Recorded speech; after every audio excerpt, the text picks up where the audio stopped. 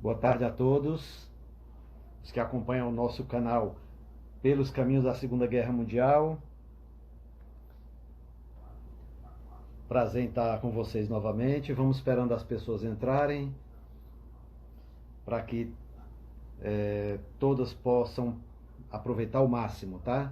Otávio Moreira entrou aí. Seja bem-vindo, Otávio. Quem mais? A Lindevânia B. Martins entrou aí também. Seja bem-vinda.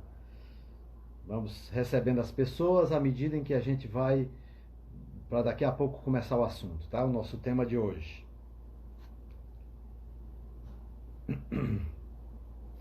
A Luciana Medeiros, nossa querida Luciana entrou, seja bem-vinda.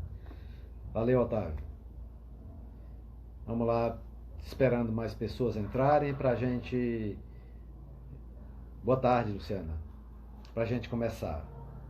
Daqui a pouco a gente vai chamar o nosso convidado, que é o Almino Rocha. Ele é médico, cardiologista e tem um profundo conhecimento do nazismo e da Segunda Guerra Mundial. Lindevânia B. Martins, seja bem-vinda. Vamos lá, quem entra mais? Jacinta, nossa companheira de viagem, nossa companheira de conhecimento sobre o nazismo e a Segunda Guerra. Seja bem-vinda, Jacinta. Quem mais? O nosso convidado ainda não chegou, portanto a gente vai fazendo a sala aqui, né? Recebendo vocês. Lembrando, pessoal, que amanhã eu vou estar presente num debate do site Enigmas da Guerra, tá? Enigmas da Guerra. Já vou, a partir de mais tarde, daqui a pouco, eu vou colocar aqui no nosso espaço, no Instagram, para vocês seguirem. Amanhã, então, será uma live com um outro site, tá? Um outro grupo especializado em Segunda Guerra Mundial. Antônio Carlos, seja bem-vindo. Doutor Almino entrou. Manuel Almeida. Manuel estará conosco no próximo sábado, às 16 horas, falando sobre o cerco de Leningrado. Não percam. Será fantástico, tá? Olha lá, Manuel. Clécio Farias também entrou aí. Agora vamos chamar aqui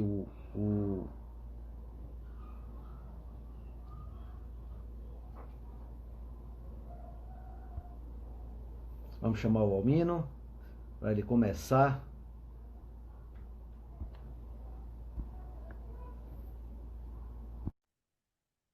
Ó, Manuel, valeu. Alô? Alô, Almino? Tá me Tudo bem? vendo? Tô. Afaste um pouquinho. Você Peraí, parece que deixa você eu. está contra a luz, talvez. Pronto. Isso. Melhorou Você agora? estava contra a luz. Agora tá bom. Afaste só um pouquinho mais.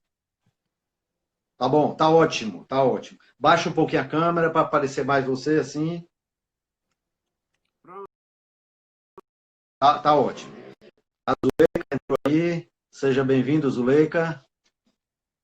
Você tá me vendo direitinho, Almino?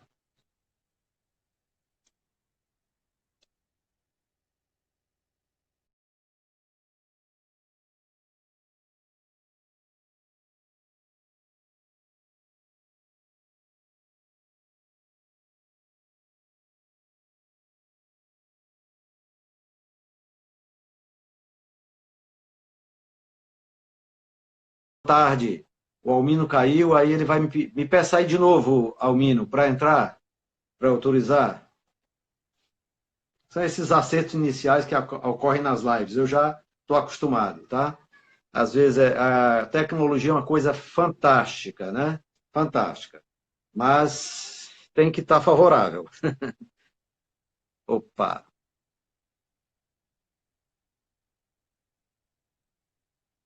Vamos lá, chamamos o Almino. O Carlos SIC 8 entrou. Seja bem-vindo, Carlos. E agora? Agora tá bom. Agora tá bom. Não mexa aqui. Isso, baixa um pouco. Não pode baixar, baixa um porque senão desliga o celular. Ah, tá. Ok, tá certo.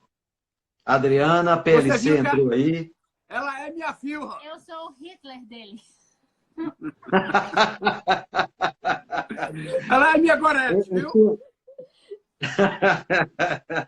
Tá certo. Então, se ela é sua Gorete, ela é muita coisa, porque a minha é fantástica. Olha lá, o Valmir Gomes entrou também, seja bem-vindo. Rosalina, muita gente, viu, Almino? Amém. Fico feliz pela segunda oportunidade. Ok. Almino, vamos lá.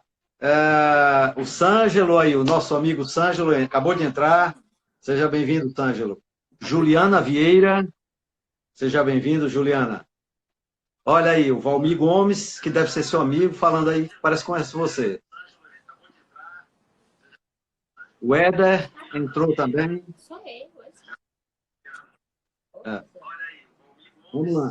Almino, a Meire Elias também. Vamos lá, vamos começar. Almino, falamos no sábado passado, queria que você fizesse bem rapidinho uma retrospectiva do que você disse sábado passado para a gente começar, ok? Certo. Almino, falamos sábado passado.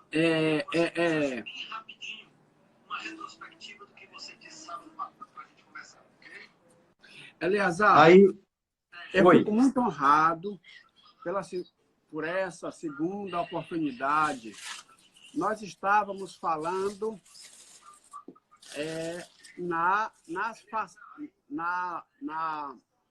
nessa natureza multifacetada de Hitler. Que ele tem um lado que atrai e tem um lado que repulsa.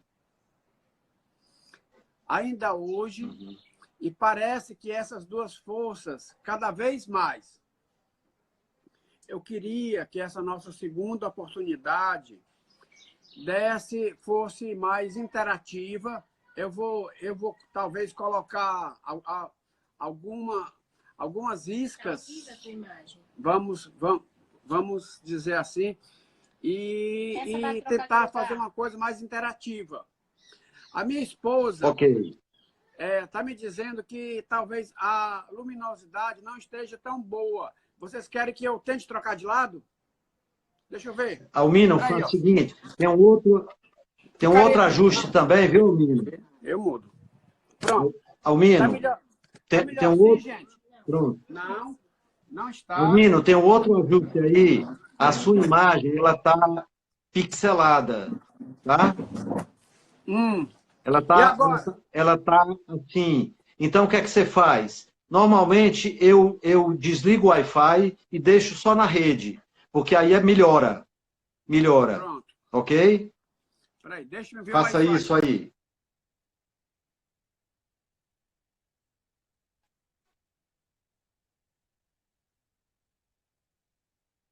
E o foco da câmera. Veja aí o foco da câmera, se está limpinho, se está direitinho.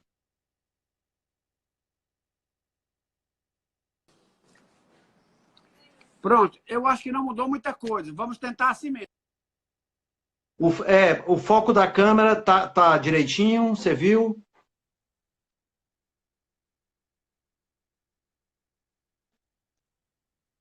Aí, vocês estão me ouvindo, pessoal? A Verônica Gugel entrou. Ver onde está a imagem melhor. Aqui? Deixa eu ver assim.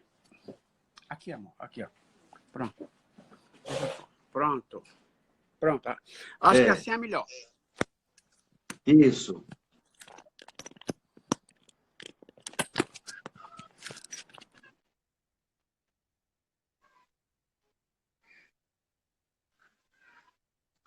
Pessoal, vocês estão escutando direitinho? Fala aí se o som tá bom. Nós estamos ajustando a imagem do Almino e nós queremos saber de vocês se vocês estão vendo bem e ouvindo bem. Eduardo Moraes entrou, seja bem-vindo.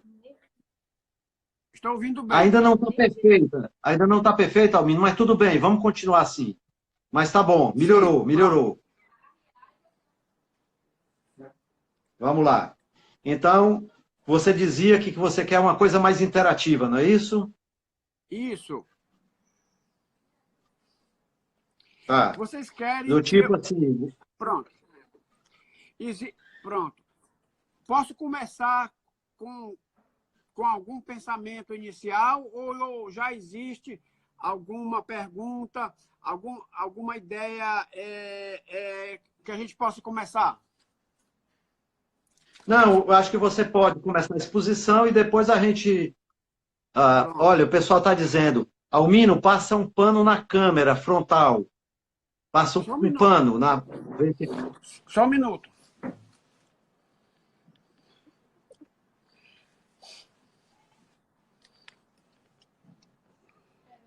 Não é essa câmera, é a primeira.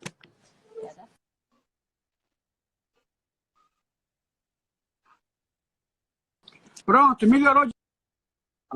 Melhorou bastante, melhorou bastante. Agora faltou o coleguinha sumiu. Melhorou bastante. Olha aí.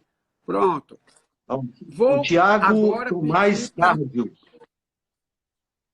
Pronto. Tiago Tomás Cardio entrou. Deve ser da sua área, né? Hã? Pronto. Podemos começar? Podemos. Pode mandar brasa. Vamos lá. Ju, pegue meu celular. Seu celular não, né? Esse aqui. Se você pegar, você vai... Vá por mim. Não, amor, você deixa lá. Não vai mudar nada. Aqui. Ai, meu Deus.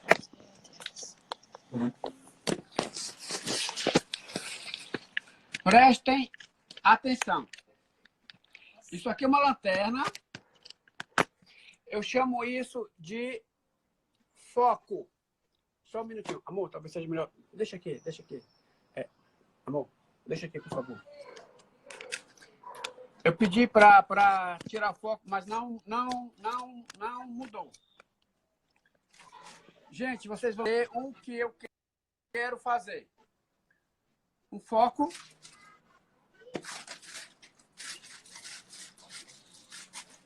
Uma tela onde o foco se projeta. Estão vendo? A projeção do foco na tela. Veja que a tela, às vezes, é uma tela delicada. Às vezes é uma tela rude.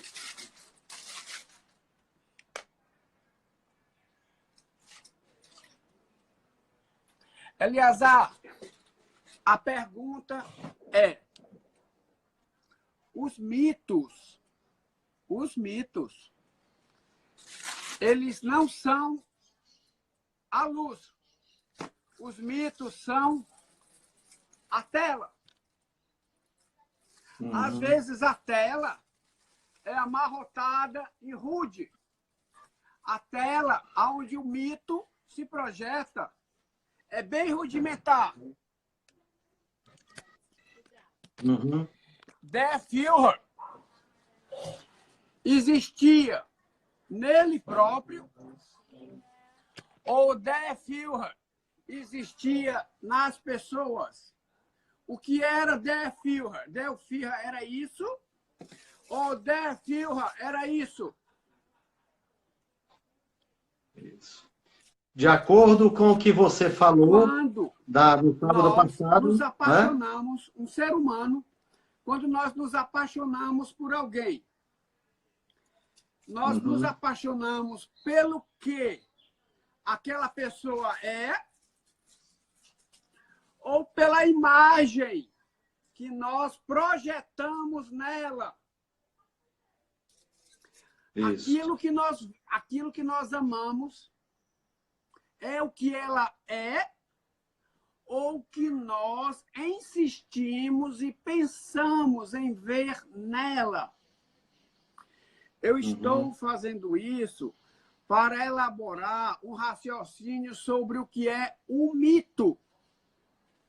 Adolf Hitler foi um mito. Ele foi um mito pelo que ele era, ou ele foi apenas uma tela, um screen, onde o povo alemão projetou o que ele precisava projetar. Isso. Quando nós examinamos a figura dos mitos, nós vemos que os mitos são frágeis. A tela onde eles são projetados, muitas vezes é muito rudimentar. O que é rico é o que nós projetamos nela. O que o povo alemão, Deutsches Volk, projetou naquele vidro, naquele espelho, que casualmente se chamava Adolf Hitler. O que nós projetamos, o melhor de nós projetamos o melhor de nós, nossas esperanças, nosso amor, tudo o que temos de mais precioso, projetamos numa tela. Essa tela nos faz ver nossa projeção. Às vezes, essa tela é bem rudimentar. Às vezes, essa tela não tem nenhum valor intrínseco, mas ela consegue projetar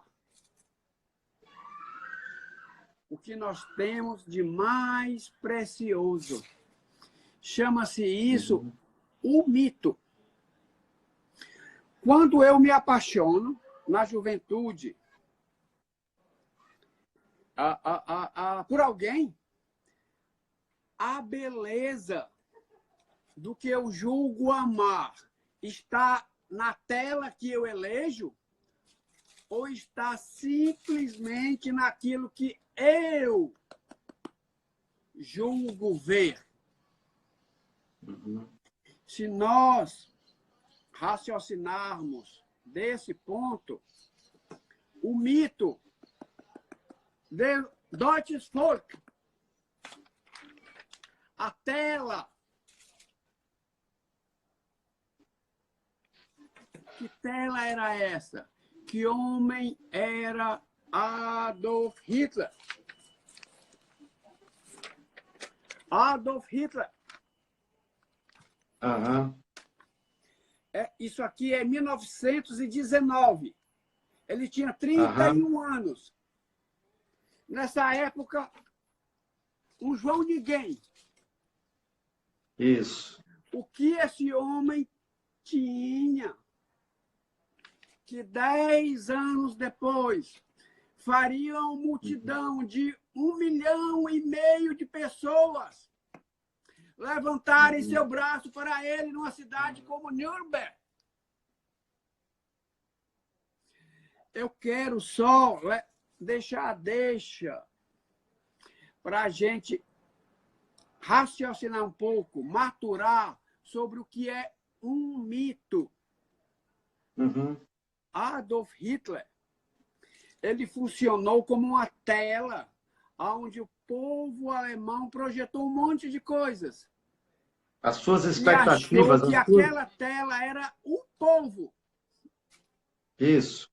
Quando aquela tela, e ainda na mais, verdade, né? era bem vulnerável. Vocês têm ideia de quanto vulnerável era?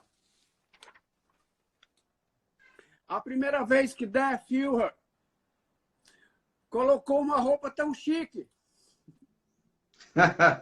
os relatos eram que ele, que perambulava pelos abrigos públicos da Áustria e Hungria, não se sentia bem no smoke, numa cartola, numa gravata borboleta. Quem melhor explorou isso? Mussolini. Teve uma época em que o Duce convidou o Führer para uma conversa privada. num palácio no norte da Itália. Chamava Vila, esqueci o nome, Vila del Primo, alguma coisa assim. Uhum. Hitler só falava alemão. Nada além disso. O Duce, que era um antigo professor, ele entendia um pouco de alemão. Dispensaram intérpretes. Mas o Duce colocou ele no palácio veneziano riquíssimo, para que Hitler, ao dormir sob aquela abóboda pintada por iluministas, se sentisse constrangido. Se sentisse que aquele mundo era um mundo novo para ele. Então, do que é que nós estamos falando, gente? Hitler tem algum valor intrínseco nele? Ou todo o valor dele era do que o povo e a política alemã projetou nele? Com certeza, algum valor intrínseco a tela tem. Se a tela não servir, eu não consigo projetar direito o que eu quero. Então, é isso que eu quero dizer. O que era Hitler e o que era extra-Hitler. Quando nós analisamos os mitos, as pessoas que amamos, ou que dizemos apaixonados, essa paixão, o que é meu ou o que é do objeto amado? Será que eu amo aquele que eu digo objeto do meu amor, ou eu amo apenas uma imagem minha que eu projeto no objeto amado? Sabe qual é a diferença? Se aquilo que eu amo estivesse fora de mim, eu não sentiria tanta dor quando ele vai embora. Porque eu ficaria intacto. Afinal, o meu amor foi embora, mas eu fiquei íntegro. Se quando aquilo que eu amo, quando se despedaça, cai comigo, é porque aquilo que eu vejo não é outro. Aquilo que eu amo é eu. Eu mesmo, né? Estou dizendo isso para a gente explorar, professor Eliezer, essa figura do mito. O que era Adolf Hitler? E o que era simplesmente uma projeção do seu tempo, da sua época, da miséria do seu povo. O que o povo alemão idolatrava tinha algum valor intrínseco ou era simplesmente um instrumento do tempo? Já falei muito, agora vou esperar as pessoas se manifestarem. Eu queria fazer duas considerações, viu, Almino, sobre isso. O primeiro é que eu acho, você tem toda a razão. Aliás, eu acho que tem aí um tema da psicologia que fala sobre isso, que fala sobre, por exemplo, o mito narcísico, né? O mito narcísico é isso, né? É quando você olha para a imagem e você ama a imagem. Só que aí tem um pouquinho de diferença, porque aí o amor a si mesmo, né? Mas, às vezes, você projeta o que você é no outro, né? E quer que o outro... Isso é a resposta de muitos casamentos fracassados, né, Almino? Que as pessoas projetam no outro as suas expectativas, né? É isso que eu gosto tanto em estudar a história. Quando a gente estuda a história, a gente está estudando aquilo que nós somos. A história dos homens replica aquilo que eles são desde o útero da mãe. Isso, exatamente. E a outra observação, Almino... Eu estou olhando aqui para nossas duas imagens, eu acho que em termos de cabelo ainda ganho de você, viu? Você ganha, com certeza. Se nós colocássemos uma máquina nazista para pesar os cabelos, tu perderias, viu?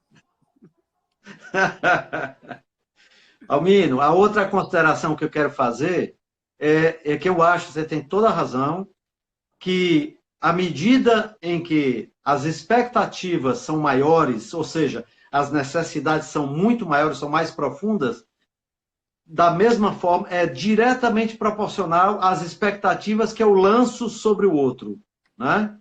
Sim. Não é isso? Sim. Eu quero deixar uma outra coisa. Isso aqui é para quem é afeito à língua alemã. Gente, eu não falo alemão. Eu fiz 2 meses no Wizard, tenho uma noção, mas não posso manter um diálogo. Mas eu acho que me ajudou a entender algumas coisas. Isso aqui é um ditado muito comum no povo alemão. Gott liebt Ordnung. Deus ama a ordem. Muitos dos ditados em alemão dizem respeito à ordem, aliás. O povo alemão, ele é amante da ordem. A gente pode dizer, né, Almino? Eu não estou falando na tela em que foi projetado um mito. Estou falando do projetor. Tem um ditado em alemão que diz: a ordem é a metade de uma vida. E é interessante que uma vez disseram, não, mas essa ordem vem dos germânicos. Sabe o que eles disseram, Eliezer? Não. O povo germânico era extremamente desorganizado. Eles combatiam em hordas caóticas. Nós somos ordenados graças aos romanos. Os romanos que ensinaram os bárbaros germânicos a combater em colunas, a ter uma ordem legal, uma ordem bélica, uma ordem política. Desde então, essa coisa de ordem entrou no subconsciente dos povos germânicos. Eles precisam de uma coisa que lhes dê ordem. Gente, se você... Uma outra coisa interessante que eu acho é com que olhos nós vamos olhar a história. Eleazar, eu sei que você é uma pessoa que preza pela história. Tudo que a gente ensina ou preza da história tem uma pergunta. Nós vamos julgar a história com os olhos de hoje ou com os olhos de então? Isso. Houve um tempo no Império Brasileiro em que a escravidão de seres humanos era legal. Ela podia não ser ética, mas ela era legal. Você ter humanos escravos era legal. Você não era fora da lei. Se você nascesse naquele tempo e você julgasse a história com os olhos daquele tempo, ter um negro a seu serviço não era tão estranho. Mas nós decidimos julgar a história com os olhos de então, daquela época, ou com os olhos de hoje. É por isso que o contexto, né, Almino? O contexto histórico é extremamente importante. Eu citei ontem, numa entrevista que eu dei, eu citei o Ortega y Gasset, né, o famoso sociólogo e filósofo espanhol, né? E ele dizia assim: eu sou eu e minhas circunstâncias. Né? Exatamente. Então, quando nós queremos analisar a história, eu vou analisar com o contexto que eu tenho hoje ou com o contexto de então. O contexto de então é bem mais pesado, meu amigo. Primeiro, o contexto de hoje, que eu tenho hoje, e que vai ser daqui a 100 anos, vai mudar. Mas o contexto da época presente não muda. Se você era um habitante do centro de Berlim em 1938, seu pai desempregado. O dinheiro que você tinha não dava para comprar a lenha da lareira no inverno. E você ouvia todo mundo dizer que aquele judeu da loja de objetos finos, ao invés de dinheiro só aumentava, que ele era o dono da loja de uma casa do teu primo, que ele não conseguiu pagar e que ele despejou. O que você pensaria naquela época, hein? Gente, não veja isso nenhum valor intrínseco. Eu tenho uma grande admiração, como já disse, pelo povo judaico, pela religião judaica. Mas se nós encarnássemos naquela época, o que nós acharíamos? Porque a dona de casa alemã, que tinha uma conta de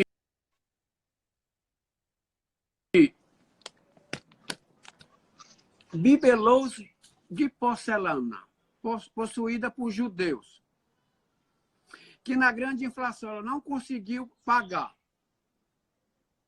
Um dia ela passou na esquina e viu o dono da loja sendo espancado. Achou estranho, mas seguiu em frente. Então, o que nós estamos falando é de Hitler? É do nazismo? Ou é de alguma coisa que simplesmente é projetado em nós? Isso. Talvez tudo isso, gente, o que é que o nacional-socialismo é a capacidade que o ser humano tem ímpar de ver o seu semelhante como dessemelhante. Eu olho para você e você é de outra etnia, Eleazar. Você é judeu. Você não é igual a mim. Eu sou superior a ti. Tudo começa aqui. Isso é uma doença? Existe uma coisa consistente em Adolf Hitler. Uma coisa que é interessante em Hitler é que ele foi uma pessoa fiel a si mesmo, desde sempre, gente. Desde o Mein Kampf até 1945, ele nunca mudou o que ele pensava. Aqueles monólogos cansativos, o judeu banqueiro, o dinheiro do mundo está na mão do judeu, que é um bolchevique, e que nos traiu, e que vendeu a nossa... Isso nunca mudou. Ele nunca deixou de ser assim. Mas o que é que aliás, tem de diferente? Aline, sua observação. Aliás, ele foi coerente com ele mesmo até o final. Quando ele não fugiu, porque ele não queria ser um covarde, né? Não é isso? Dos ele motivos. dizia que nós já nos rendemos sem precisar uma vez. Jamais nos renderemos de novo. Se eles quiserem tomar o Jardim Zoológico, o Distrito Central, o Portão de Brandemburgo, os russos vão ter que lutar cada centímetro quadrado, porque nós jamais nos renderemos de novo. Ele dizia isso sempre. É verdade. A pergunta é, o que eu estou querendo ponderar é, o que diferencia Hitler de Napoleão, de Churchill, de Eisenhower, de Hirohito? Quando a gente olha para os olhos, quando a gente olha para os olhos desse homem, cadê aqui a minha foto dele? Hitler tinha uma coisa que era contundente, chamava-se ódio. Imagina, Eleazar, que nós temos um amigo que você, às vezes, se compadece dele porque ele veste roupas puídas, muitas vezes ele não tem onde dormir, e a gente acha que, no fundo, ele tem uma consistência e a gente gosta dele, mas ele sempre fala as mesmas coisas. Ele tem revolta interna contra o mundo, contra o sol, contra a lua. Ele nos olhos dele tem um brilho, e esse brilho é um ódio, é uma revolta. A única coisa consistente em Adolf Hitler era esse ódio. Eu lhe pergunto, meu amigo, o ódio é uma força primária ou ele é só a ausência do amor? Me responde. Vamos deixar o pessoal responder. E aí? O Führer, ele tinha um ódio contra a vida, contra as coisas, contra a ordem. Ele tinha uma negação dentro dele, que ele manteve até o fim da vida. Então, a pergunta que eu acho que cabe aqui, que é o cerne do estudo de Hitler, é, gente, o que é o ódio? E olha o poder que o ódio tem no ser humano. Se o ódio, aliás, for uma força extrínseca, quando ele nos possui, quando o ódio me possui, o que o ódio é capaz de fazer de mim? Ele era uma pessoa, certamente, de uma inteligência acima da média, não era um gênio, não era uma escola, ele não tinha uma cultura assim acima, mas ele tinha um ódio dentro dele. E esse ódio, só terminando, tinha uma característica, esse ódio era contaminante. Um discurso, se você via Jesus de Nazaré, no Monte das Bem-aventuranças, falando, bem-aventurados os aflitos, que serão consolados. Ali era o amor contaminado. Quando você via uma figura como Hitler em cima de uma mesa longa, de uma cervejaria em Munique, que as pessoas tiravam o óleo do joelho de porco e olhavam para ele e ele dizia, o judeu bolchevique. Aquilo contaminava as pessoas. Verdade. O que contaminava não era o discurso em si, não é consistente, gente. Primeiro, a maioria dos judeus não são bolcheviques. Era um ódio. Ele conseguia passar um sentimento de odiar. E as pessoas, mesmo sem saber, passavam a odiar com ele. Isso fazia um Einsatzgruppe na Ucrânia. Atirar no avô, no pai, numa mãe, em 3, 4 netos, e botar numa cova funda, numa floresta da Lituânia. O ódio. O que o ódio... O amor é tão poderoso, gente. A mensagem de Jesus de Nazaré foi uma mensagem de amor. Mas olha que uma mensagem de ódio, de despeito, de ressentimento, de bilis, de mau sangue, consegue fazer. Uma coisa interessante, isso aqui, coisa que eu xeroquei. Isso aqui era o corredor da chancelaria do Reich. Isso. Eu não sei se dá para ver, Eleazar. Estou vendo. Quase 500 metros que os chefes de Estado tinham de caminhar num corredor encerado, que Hitler disse para Speer, eu quero que eles tropecem, para eles saberem que demora, que no fim daquela porta está o dono do mundo. Um miserável como Antonescu, ditador da Romênia, quando ia pedir o seu pires para o Führer, deixavam-no esperar 3, 4 horas. E caminhar num corredor encerado, deslizante, de quase meio quilômetro. Quando abria a última porta, que custou hoje 1 bilhão de euros, a chancelaria nova do Reich. Hitler disse para Speer, não poupe dinheiro. O mármore vermelho Os russos colocaram hoje numa estação de metrô ali perto. Eu quero que eles saibam que eles estão caminhando para falar com o dono do mundo. Gente, que tipo de pessoa essa era? Nós estamos lidando com que tipo de personalidade? E de alguém, de um povo que elegia. Ele fazia uma pergunta.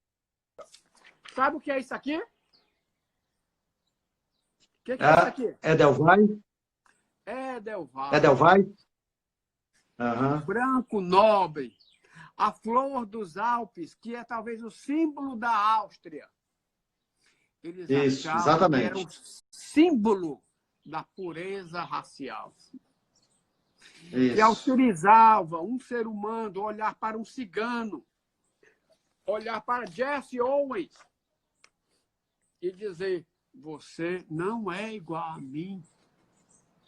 Deus não nos fez iguais. E Jesse Owens quebrou quase todos os recordes. E o Führer se retirou do estádio para não dar uma medalha a ele.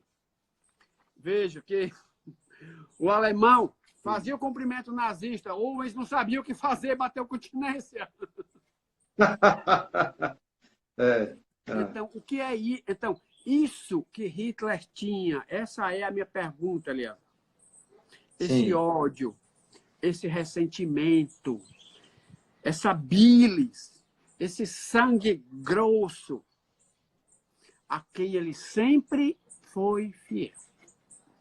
Isso. Até que ponto isso era Hitler, ou até que ponto isso era só uma tela aonde o povo alemão quis ver o que ele precisava ver. Ok. Porque Hitler em si era uma figura ordinária. Até 24 anos, Hitler não viu ninguém. Era um cabo que não teve nem formação militar. Não teve nem formação militar. Quero ouvir agora. Almino, a Renata, ela tem duas colocações. Na primeira diz assim, ela confirma o que você falou sobre o ódio. Diz assim, a ausência de amor, para mim, é indiferença. O ódio é força motora. Ódio é força motora. Né? É a primeira coisa que a Renata fala. E a outra coisa que ela disse lá atrás, um pouquinho, quando você tinha falado sobre quem era Rita, né? Ela diz assim, que Hitler foi, de fato, uma idealização. Foi uma idealização. Isso talvez explique por que Hitler, com pouco baixa formação, um sujeito com maus modos, um sujeito... Não é? Como é que ele chegou a esse posto? Como é que ele chegou a ser dirigente da Alemanha, né? Mas é isso aí, essas duas colocações. Eu só quero fazer uma pontuação. Eleazar, eu sou uma pessoa, eu me permito dizer aqui, de formação espírita. Tá? E respeito todos os credos e mesmo a ausência deles. Nós espíritas, nós aprendemos que a escuridão não existe. Não existe escuridão. A escuridão é simplesmente um lugar onde a luz não conseguiu chegar. Não existe essa coisa de a treva. A treva é um lugar onde a luz ainda não conseguiu chegar. Essa colocação da Renata é importante. O ódio não é apenas um lugar onde o amor não chegou. O ódio é uma construção. O ódio é uma força. O ódio é uma potência. Um ser humano com combustível do ódio, ele consegue prodígios. Essa é a verdade. Com amor, ele conseguirá bem mais. Veja o que Jesus conseguiu com amor. Veja o que Gandhi, Martin Luther King. Mas veja o que pessoas munidas do ódio. O ódio não deve ser substituído. Isso. Opa, travou aí. Deixa eu dar uma olhada aqui. aqui. Desculpe a besteira. Pronto. Vamos o Mino, só para avisar. Tá bom. Um pouquinho mais baixo. Baixa um pouquinho para pegar o seu rosto todo.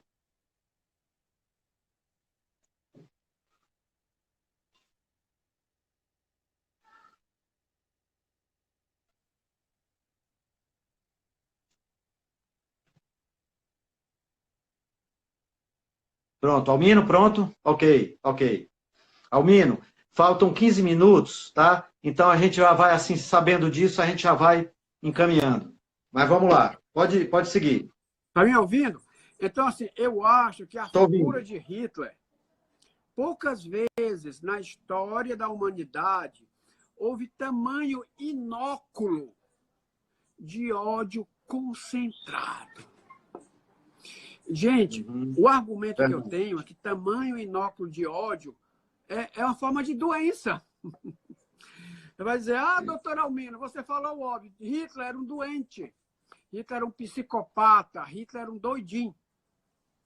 Mas além, ele esticou o limite do ser humano até onde o ser humano pode.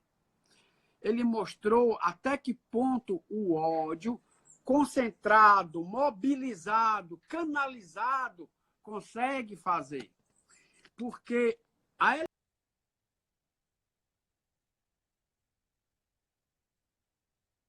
Travou um pouquinho. A eliminação do povo judeu não tinha nenhum objetivo bélico. A aniquilação da etnia judaica não iria ajudar a eles ganharem a guerra. Era simplesmente ódio. No fundo, talvez mais que ódio ainda, o Führer fosse uma ideia monolítica. O que uma única ideia no maquinário psicológico de um ser humano consegue fazer. Judeu, comunista, parasita, aquelas ideias pseudonistas. O forte precisa abater o fraco. Na natureza, o predador preda o fraco. O fraco precisa morrer. Se o povo alemão não é capaz da vitória, ele deve morrer. Essa coisa monolítica, repetitiva, sabe? Essa, como um bolero de Ravel. Os franceses têm uma forma que dizem mais repetitivo que o bolero de Ravel. Porque ele repete, né? Ainda que seja uma coisa infeliz, porque o bolero de Ravel é lindíssimo. Mas ele repete, de fato, os acordes, né? Exato. Então, ele é aquele discurso monolítico. Se você deixasse o Führer falar, quando ele tomava a palavra, ficava uma coisa chata, aquela coisa de sempre, sabe?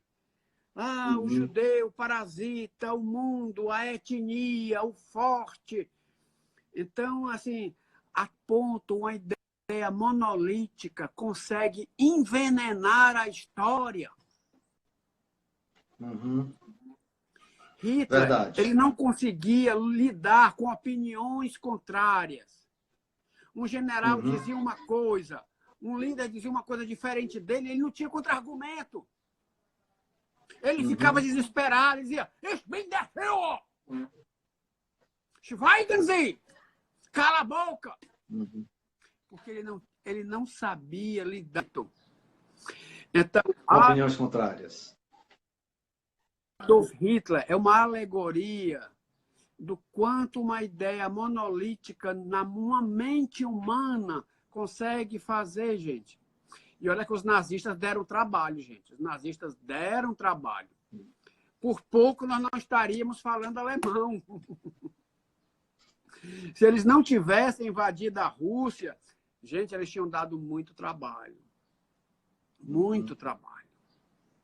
Isso. Olha o que uma ideia monolítica, um discurso de ódio consegue fazer num substrato humano.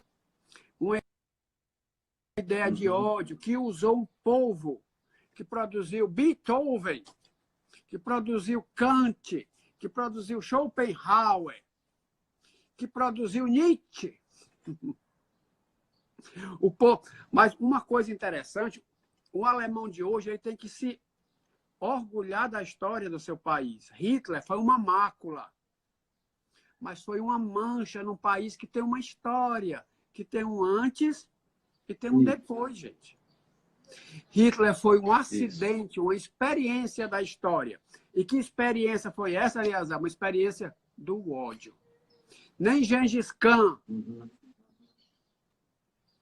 quem outros genocidas que a gente pode comparar tão grandes? Né? Aquele cara lá do Gran Khmer, Pol Pot, como é que é o nome? Pol Pot. Né? Então, essas pessoas são experimentos da história para mostrar o potencial do ser humano. Se o ser humano consegue produzir um Martin Luther King, um Gandhi, se o ser humano consegue ter um Jesus de Nazaré, o ser humano consegue projetar um Adolf Hitler. Olha como o ódio. Quando a gente separa da esposa, por que você acha que um sujeito motivado pelo amor dá 3 tiros na ex-mulher? Que ele ama. Ele não a ama. Ele ama nela a imagem da sua possessividade projetada. Verdade. Porque é que alguém que é pai de 4 filhos, quando descobre que uma mulher tem o outro, ele dá 3 tiros nela. Por amor? Ou ele projetou nela a sua... O quê? O seu ódio. Né? Então, Hitler é uma experiência da história, da biologia, de quanto um ser humano consegue para mais e de quanto um ser humano consegue para menos. Para menos, gente. Hitler foi uma força da natureza. Hitler foi um ideário, mas de tudo que o ser humano tem de pesado, de escuro. Hitler foi o lado dark da lua. E isso é que nós dizemos, nós temos esse lado dentro de nós. Hitler não foi uma anomalia da espécie, essa anomalia está na espécie.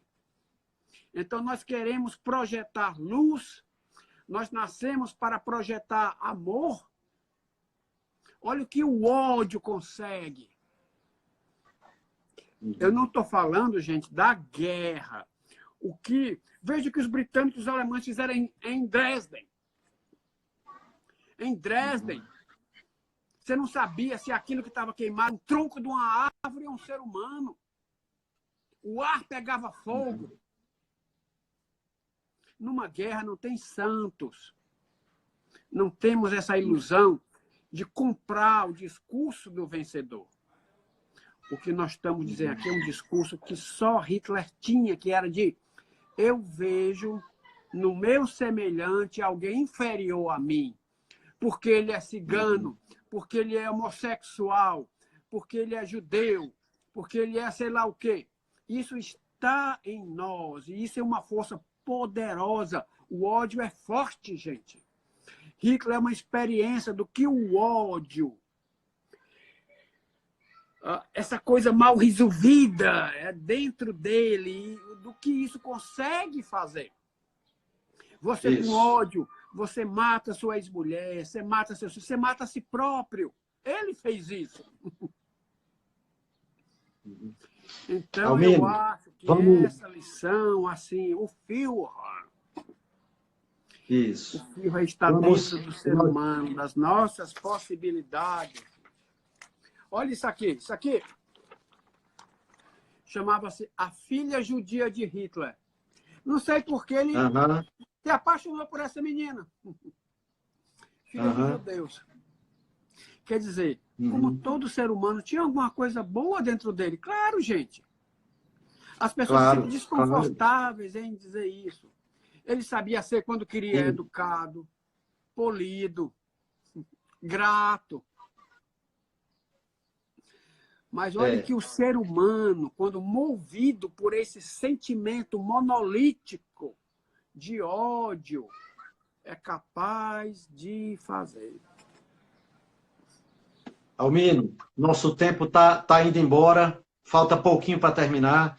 Eu queria só dar uma pequena finalização aqui. Uma coisa ótima que você tenha falado nesse enfoque, porque, Almino, muita gente tenta atribuir a responsabilidade de tudo que aconteceu a Hitler, né? Na verdade, o que você está falando é que nós estamos a nossa corresponsabilidade. O povo alemão tinha a sua corresponsabilidade. O povo alemão estava nas ruas enaltecendo as projeções que fizeram deles próprios sobre Hitler, como você falou, né? Então, o povo teve sua responsabilidade. Como disse a Hannah Arendt, né?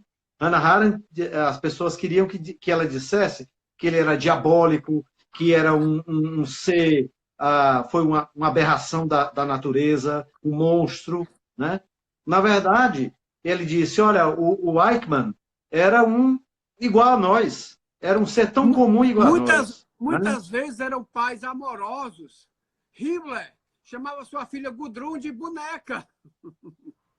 Isso. Eram bons maridos, eram bons familiares, mas eles tinham colocado como que era natural uma ordem de que algumas coisas são superiores às outras.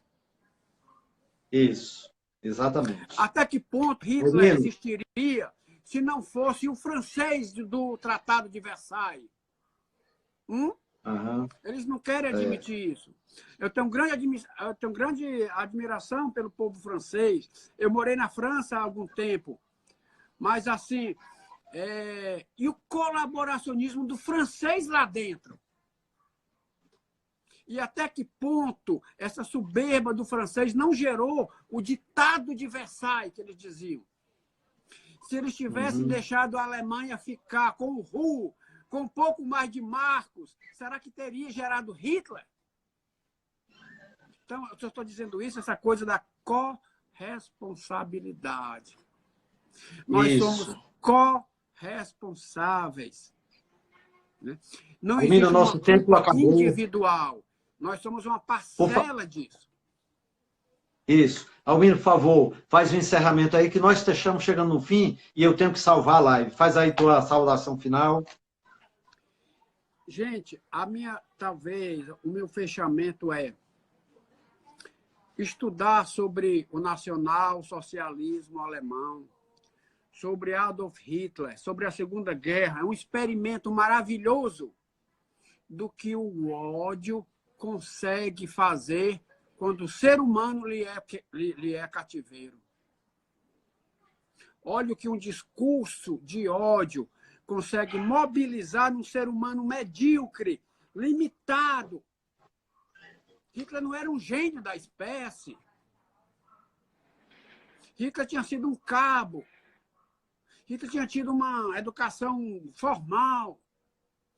Mas tinha um discurso de ódio sobrenatural. Olha o que um ser humano é capaz quando prisioneiro do ódio. Nós que somos, assim, eu sou espírita, e São Paulo diz o mal, porque o mal existe. Isso. Existe, aliás, as legiões, todas as religiões falam sobre isso. Existem as legiões do mal. O mal existe o ódio. E esse ódio é uma coisa humana, que nós nos policiemos para acumularmos, para irradiarmos amor, compaixão, compreensão. O amor, ele é bem mais potente que o ódio. Se o ódio conseguiu tudo que conseguiu na Segunda Guerra Mundial, o que não conseguirá o amor? Isso. Valeu. Almino, muito obrigado pela sua presença. A gente lá futuramente, no próximo sábado, nós vamos ter o Manel falando sobre o cerco de Leningrado, tá? Às 4 horas. Mas amanhã... Vou usar uma frase que você vai gostar. Amanhã às 4 horas. Que os